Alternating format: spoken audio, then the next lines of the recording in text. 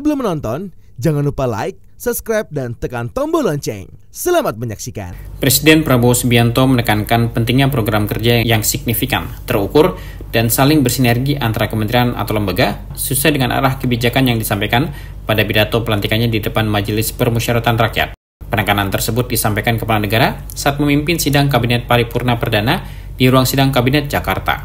Presiden juga menyoroti pentingnya swasembada pangan dan energi di tengah situasi global yang tidak menentu.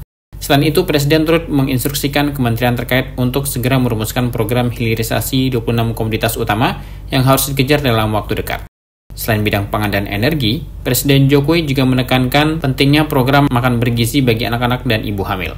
Program ini menurut Presiden merupakan langkah strategis yang krusial bagi kebangkitan bangsa Indonesia.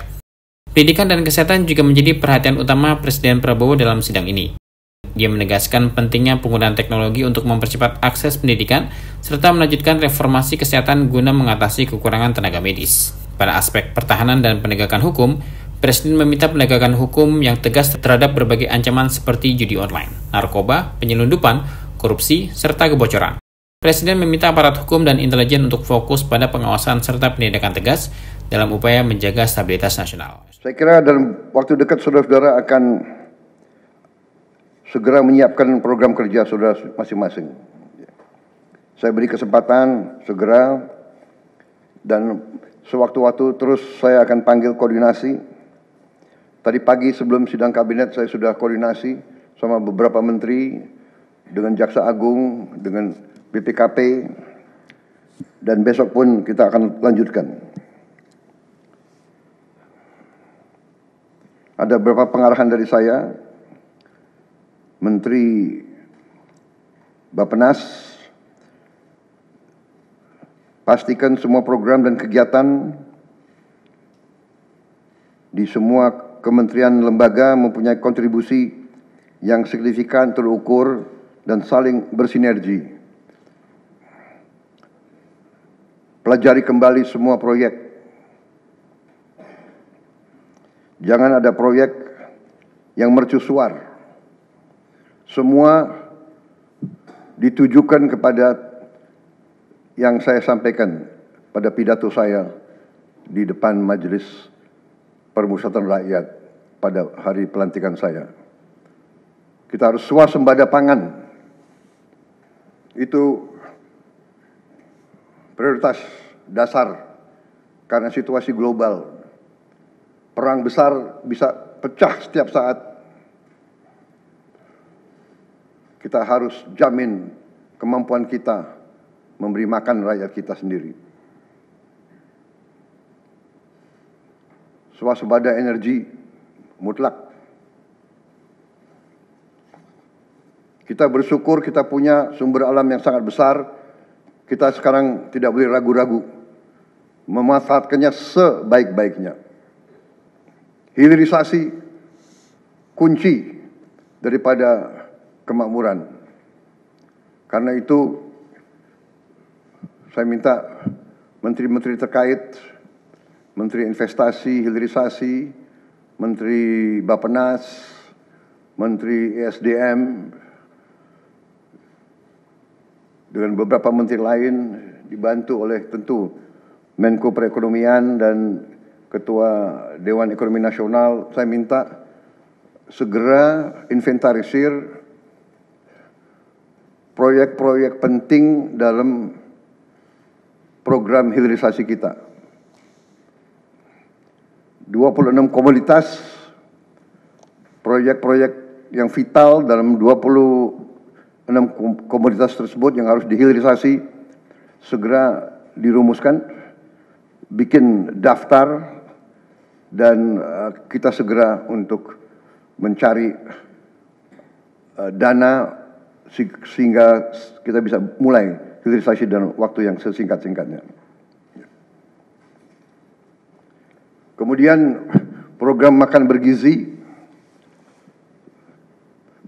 Kepala Badan Gizi Nasional dan semua KL untuk siapkan segera kita mulai dengan bergerak cepat tepat sasaran, terukur, tapi jangan takut dengan kesulitan. Saya masih mendengar beberapa tokoh meragukan kemampuan kita untuk laksanakan itu. Saya tidak katakan bahwa ini bisa selesai dalam 1 minggu, 2 minggu, atau 3 bulan. Tidak ada di antara kita yang punya tongkat Nabi Sulaiman. Tapi kita bisa berhitung, kita bisa mengelola, kita bisa alokasi dana, kita bisa kerahkan sumber daya. Dan kita akan mencapai target yang kita tentukan. Saya hakul yakin, saya pertaruhkan kepemimpinan saya. Bagi saya, makan bergizi untuk anak-anak dan ibu hamil ini adalah strategik. Yang tidak mendukung hal ini, silahkan keluar dari pemerintah yang saya pimpin. Kita satu tim, harus yakin semuanya. Ini bagian daripada rencana kebangkitan bangsa Indonesia. Dan sesudah itu, tentunya yang saya katakan pendidikan sangat mutlak. Saya sudah panggil Menteri Pendidikan Tinggi, Sains dan Teknologi dan Menteri Pendidikan Dasar Menengah. Kita sudah mempunyai gambaran besar bagaimana kita segera akan menyentuh semua anak-anak kita. Kita akan gunakan teknologi untuk mempercepat membawa pendidikan kepada anak-anak kita. Dan ini sesudah itu tentunya kesehatan juga penting. Demokratisasi yang paling cepat, yang paling dirasakan oleh rakyat adalah pendidikan dan kesehatan.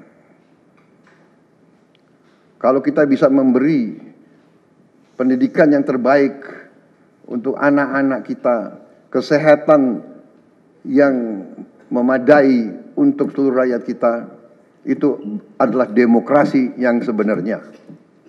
Saudara-saudara, Menteri Kesehatan teruskan reformasi kesehatan, atasi kekurangan dokter dan tenaga kesehatan. Kita punya program khusus, nanti kita bahas tersendiri. Ini semua harus ditopang oleh pertahanan yang kuat, penegakan hukum yang tidak ragu-ragu. Saya minta Jaksa Agung, Kapolri, BPKP, Badan Intelijen Negara fokus ancaman yang berat bagi kita, judi online, narkoba, penyelundupan, penyelewengan, korupsi, kebocoran.